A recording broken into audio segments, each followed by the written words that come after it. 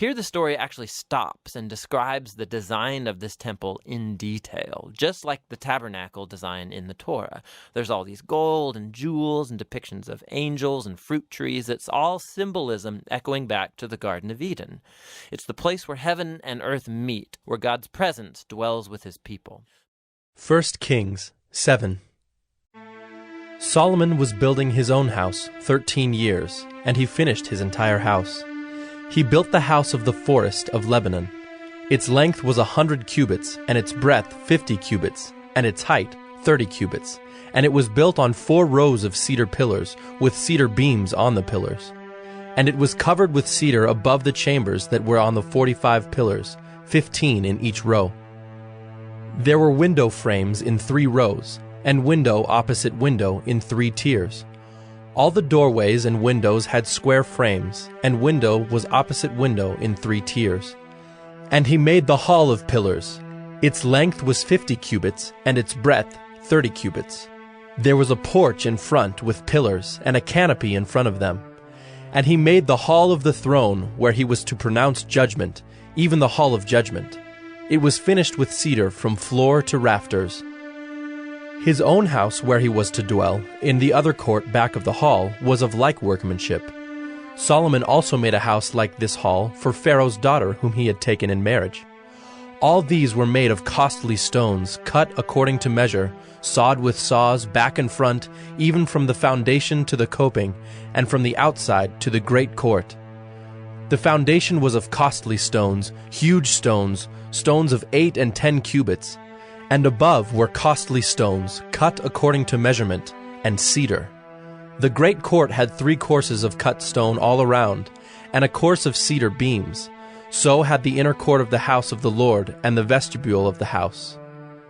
And King Solomon sent and brought Hiram from Tyre.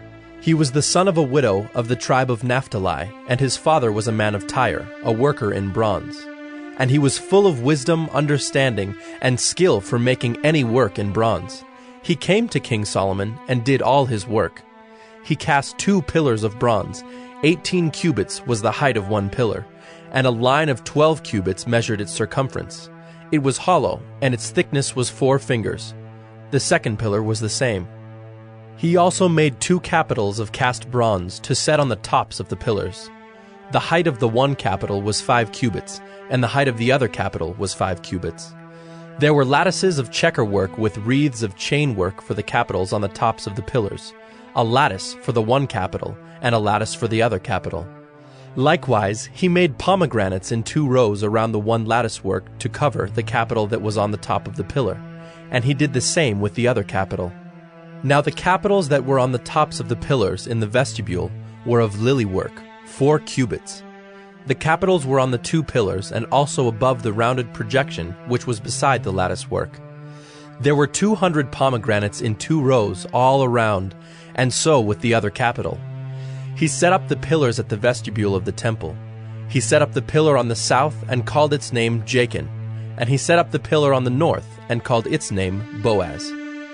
And on the tops of the pillars was lily work. Thus the work of the pillars was finished. Then he made the sea of cast metal. It was round, 10 cubits from brim to brim, and 5 cubits high, and a line of 30 cubits measured its circumference. Under its brim were gourds for 10 cubits, compassing the sea all around. The gourds were in 2 rows, cast with it when it was cast. It stood on 12 oxen, 3 facing north, 3 facing west, 3 facing south, and 3 facing east. The sea was set on them, and all their rear parts were inward. Its thickness was a handbreadth, and its brim was made like the brim of a cup, like the flower of a lily. It held 2,000 baths. He also made the 10 stands of bronze. Each stand was 4 cubits long, 4 cubits wide, and 3 cubits high. This was the construction of the stands. They had panels, and the panels were set in the frames. And on the panels that were set in the frames were lions, oxen, and cherubim.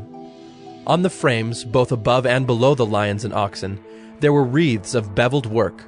Moreover, each stand had 4 bronze wheels and axles of bronze, and at the 4 corners were supports for a basin. The supports were cast with wreaths at the side of each. Its opening was within a crown that projected upward 1 cubit. Its opening was round as a pedestal is made, 1.5 cubits deep. At its opening there were carvings, and its panels were square, not round. And the 4 wheels were underneath the panels. The axles of the wheels were of one piece with the stands, and the height of a wheel was 1.5 cubits. The wheels were made like a chariot wheel. Their axles, their rims, their spokes, and their hubs were all cast. There were 4 supports at the 4 corners of each stand. The supports were of one piece with the stands. And on the top of the stand there was a round band 1/2 cubit high. And on the top of the stand its stays and its panels were of one piece with it. And on the surfaces of its stays and on its panels he carved cherubim, lions, and palm trees according to the space of each, with wreaths all around. After this manner he made the 10 stands. All of them were cast alike, of the same measure and the same form. And he made 10 basins of bronze. Each basin held 40 baths. Each basin measured 4 cubits, and there was a basin for each of the 10 stands. And he set the stands, 5 on the south side of the house, and 5 on the north side of the house. And he set the sea at the southeast corner of the house. Hiram also made the pots, the shovels, and the basins. So Hiram finished all the work that he did for King Solomon on the house of the Lord. The 2 pillars, the 2 bowls of the capitals that were on the tops of the pillars, and the 2 lattice works to cover the 2 bowls of the capitals that were on the tops of the pillars. And the 400 pomegranates for the 2 lattice works, 2 rows of pomegranates for each lattice work, to cover the 2 bowls of the capitals that were on the pillars. The 10 stands and the 10 basins on the stands, and the 1 sea, and the 12 oxen underneath the sea. Now the pots, the shovels, and the basins, all these vessels in the house of the Lord, which Hiram made for King Solomon, were of burnished bronze. In the plain of the Jordan the king cast them, in the clay ground between Succoth and Zarethan. And Solomon left all the vessels unweighed, because there were so many of them. The weight of the bronze was not ascertained. So Solomon made all the vessels that were in the house of the Lord, the golden altar, the golden table for the bread of the presence, the lampstands of pure gold, 5 on the south side and 5 on the north, before the inner sanctuary, the flowers, the lamps, and the tongs of gold, the cups, snuffers, basins, dishes for incense, and fire pans of pure gold, and the sockets of gold for the doors of the innermost part of the house, the most holy place, and for the doors of the nave of the temple. Thus all the work that King Solomon did on the house of the Lord was finished.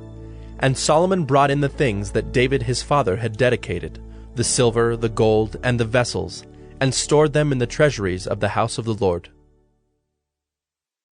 2 Chronicles 4. He made an altar of bronze, 20 cubits long and 20 cubits wide and 10 cubits high. Then he made the sea of cast metal. It was round, 10 cubits from brim to brim, and 5 cubits high, and a line of 30 cubits measured its circumference. Under it were figures of gourds for 10 cubits, compassing the sea all around. The gourds were in 2 rows, cast with it when it was cast. It stood on 12 oxen, 3 facing north, 3 facing west, 3 facing south, and 3 facing east. The sea was set on them, and all their rear parts were inward.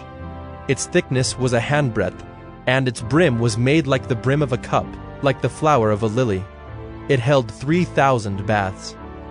He also made 10 basins in which to wash, and set 5 on the south side and 5 on the north side.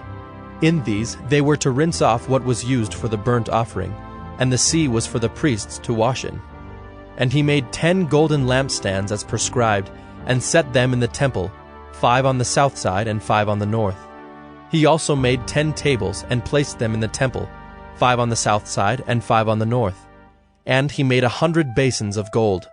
He made the court of the priests and the great court and doors for the court, and overlaid their doors with bronze. And he set the sea at the southeast corner of the house.